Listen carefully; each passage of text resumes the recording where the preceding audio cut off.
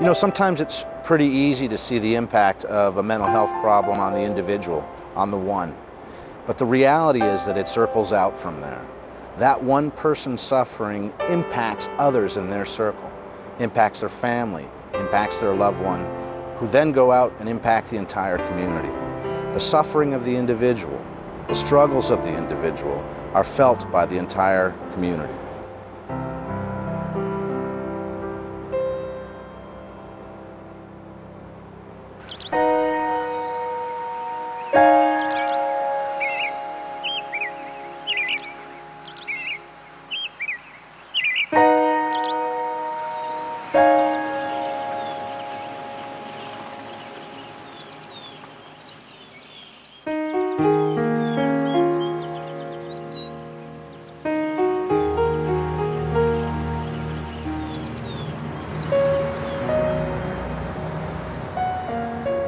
Sometimes people become more withdrawn. Sometimes people become more isolated. Sometimes their eating habits change. Their mood obviously changes.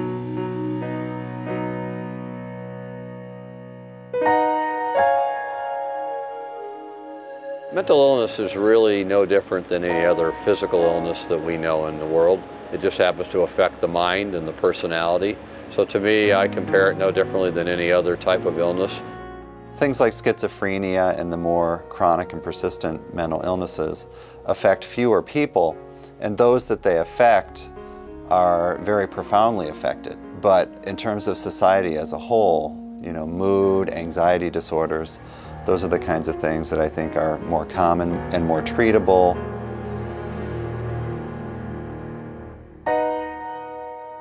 The thing that characterizes my patients who struggle with mental illnesses is their disconnection. Their disconnection from their family, their disconnection from their friends, their disconnection from the community as a whole, and ultimately their disconnection from their self in a way. So I think the key thing about mental illness is that it's a very lonely thing.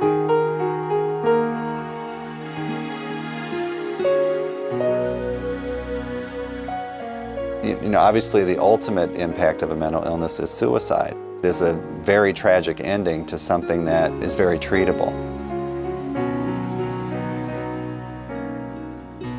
You know, for the first time in history in the past 20 years, we're seeing the suicide rate increase in teenagers. And I think we need to do what we can to reverse that trend. Many adults look at kids and say, what could they have to be depressed about? They don't have to work, people buy their food, they live in a house, they don't have to pay rent. It's tough to grow up. And it's tough to learn how to develop the skills you need to be a competent, responsible adult.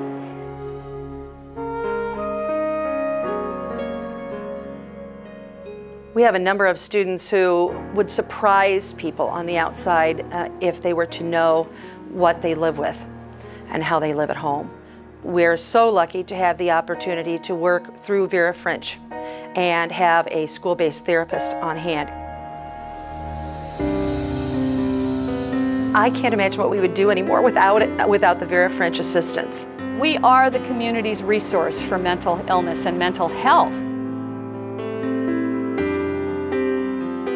The mere fact that people are able to come into the doors of this place and be greeted with a smile and realize that there are people there who can help, that in and of itself is curative. And the amazing work we do from then on out and the amazing work our patients do, every day miraculous things are occurring here. Most of those miracles have to do with connecting, people forming communities within communities. They connect with each other, they connect with our staff, and they get healthy. I think when people don't get treatment, the downside to that is, obviously, number one, the quality of their lives is greatly diminished. I think in terms of the overall community, for communities to be successful, people have to feel like they're participating members of their community. When they're isolated, when they're not part of the community, when they're not connected to other people, we're not getting the full benefit of being a community that is operating at its best.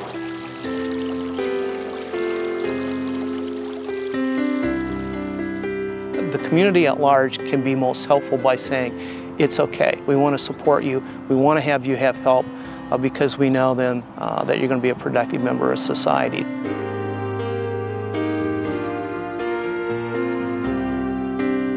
You know, I wish I could say that there isn't, but there is a stigma against folks who have a mental illness. And there's a simple reason for it, and that's fear. People are scared of what they don't understand. In my opinion, and in my experience, the vast majority of the folks who are struggling with mental illness are courageous and gentle warriors. They're the most gentle people you would ever know. And the reason for this is they understand suffering much better than most folks and would never want to inflict that on other human beings. Well, I think the biggest benefits to patients who come to Vera French have to do with the quality of their life. We help people to get back to functioning as normally as they can. It's very important for people to remember that most mental illnesses are treatable. So for example, with depression, 80% of people will respond to treatment and their life will be profoundly affected and profoundly changed in a positive way.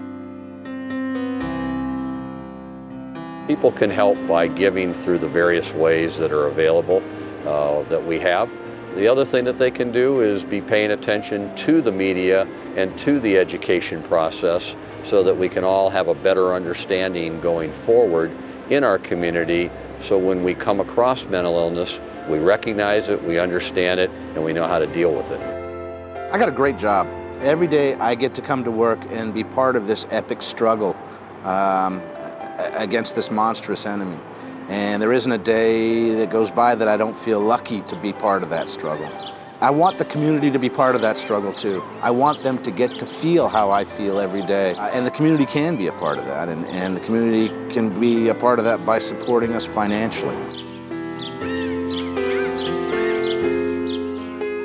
But I assure you that when you donate whatever it is that you want to donate, that we're going to do with it the best possible work that we can, and we're going to do that every day. We're going to be here not only for our current patients, but the future. And it all comes down to one person being willing to help us.